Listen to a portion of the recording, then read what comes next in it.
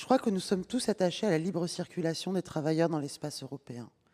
Et que la question autour du détachement, c'est la question de la fraude et des abus au détachement. Pourquoi? Parce que ça mine notre modèle social, ça crée de la concurrence déloyale, et parce que c'est quelque part la dignité des travailleurs dans l'espace européen qui est en jeu. Et c'est autour de ces trois éléments qu'il faut mener le combat au niveau européen. Alors le combat, il se mène dans notre pays, vous l'avez dit, l'arsenal législatif, il est là. Il y a eu la loi Savary, il y a eu la loi Macron. Moi, depuis ma nomination dès le 2 septembre, j'ai pris tous les décrets suite à la loi Macron, notamment le décret liste noire sur les donneurs d'ordre, très important, notamment la suspension des prestations de services internationaux. C'est l'arme ultime. Je peux vous dire, on l'a mise en place en Corse à 2 reprises. Ça a calmé complètement les choses, la suspension. Et c'est pour ça que ce projet de loi est important. Parce qu'aujourd'hui, on peut suspendre une prestation de service international lorsqu'on ne respecte pas les horaires de travail, la durée légale du travail, mais on ne peut pas le faire quand il n'y a pas de déclaration du détachement. C'est pour ça que ce projet de loi vient renforcer l'arsenal législatif. Mais on est le 3e pays d'envoi de travailleurs détachés dans l'espace européen. C'est la réalité. Et on est le 2e pays d'accueil. Regardons toujours cela.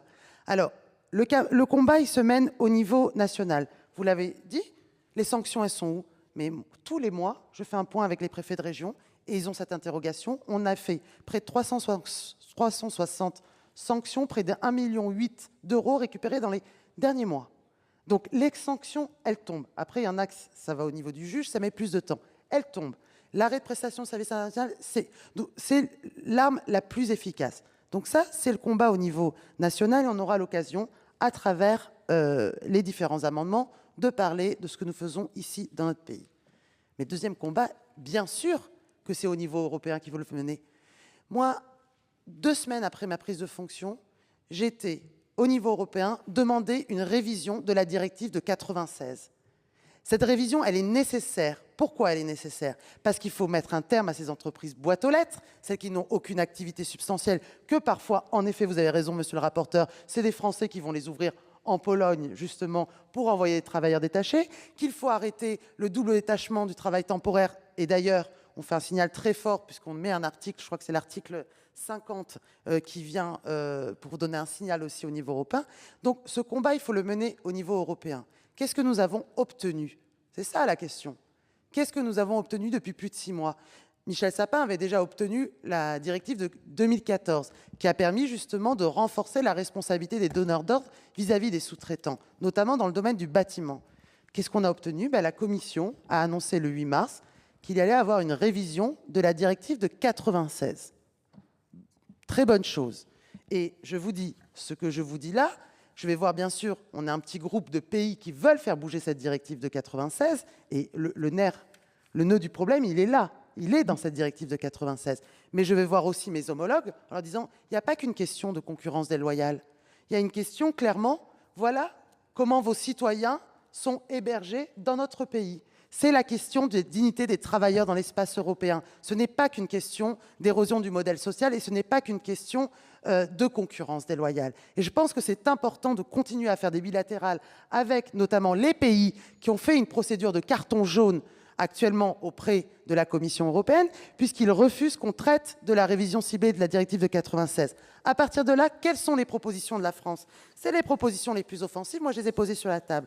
Au-delà de à salaire égal, à travail égal, salaire égal dans un même lieu, donc là, à travers les conventions collectives, ce que nous mettons, nous voulons que ce soit la rémunération, c'est-à-dire la rémunération de façon globale qui soit prise en compte. Deuxième chose, la France demande qu'on interdise carrément le double détachement de travailleurs intérimaires.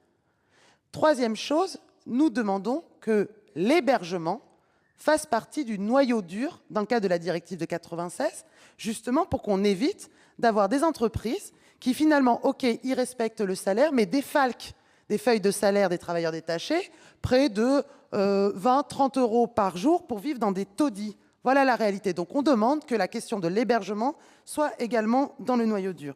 On demande que la durée du détachement soit aussi mieux fixée. Et puis au-delà de ça, nous demandons également que nous puissions avoir un système qui, par exemple, nous avons des travailleurs français qui vont être embauchés par des entreprises de travail intérimaires au Luxembourg et qui vont être détachées en France. Voilà ce que nous demandons. Et nous demandons aussi que nous arrêtions les entreprises boîtes aux lettres. Donc nous demandons qu'il y ait une durée contractuelle entre l'entreprise et le salarié d'au minimum 3 mois avant qu'il y ait un détachement. Voilà des règles très pragmatiques sur lesquelles et je peux vous dire que c'est toutes les 3 semaines que je vais porter la voix de la France pour que nous obtenions cette révision de la directive de 96, que la Commission a commencé à faire des propositions. Elles ne vont pas suffisamment loin, mais ça y est, le dossier est ouvert. Nous espérons, et moi je travaille justement, je vais voir les pays qui ont fait cette procédure du carton jaune, parce que je pense que nous devons assumer aussi nos positions et essayer de leur expliquer justement que l'enjeu, ce n'est pas que de la concurrence déloyale, parce que c'est ce qu'on nous renvoie toujours, et que quand moi, mon homologue me dit, je ne citerai pas le pays, mais moi, mes PME, comment voulez-vous, elles respectent les règles, etc. Je dis, oui, mais votre PME, moi, mon problème, c'est les entreprises qui se créent juste pour détacher. Donc ça, c'est important. Ce dialogue-là, il est nécessaire. Et bien sûr que ce combat, nous arriverons justement à permettre cette liberté de circulation des travailleurs dans l'espace européen, quand nous arriverons justement à ce que, quand le corpus de règles au niveau européen sera à la hauteur de ce que vivent aujourd'hui les travailleurs dans l'espace européen. Donc c'est une question de dignité, c'est une question d'absence d'érosion de notre modèle social, et c'est une question aussi de lutter contre la concurrence déloyale que peuvent vivre. Et sur Saint-Nazaire, j'ai vu le président Retailleau il y a quelques jours, justement, on a un problème, c'est la qualification. Et donc nous allons travailler de façon très précise avec, notamment dans les quartiers politiques de la ville de Saint-Nazaire, où il y en a beaucoup, où il y a un taux de chômage qui est particulièrement important, pour porter ces qualifications-là. Le problème des chantiers navals, c'est qu'il y a 5 ans, c'était une telle difficulté, c'est que c'est une filière qui n'a pas préparé l'avenir. Ça veut dire qu'il n'y a pas d'apprentissage, il n'y a pas de formation, et donc oui, aujourd'hui, ils ont besoin des travailleurs détachés pour remplir le carnet de commandes, et que si aujourd'hui on ne prépare pas l'avenir de cette filière, on sera toujours dans la même difficulté. Donc en tout cas, vous pouvez compter sur ma totale détermination, parce qu'en effet, ce sujet, le combat, il doit être au niveau national, et le combat, il doit être aussi au niveau européen.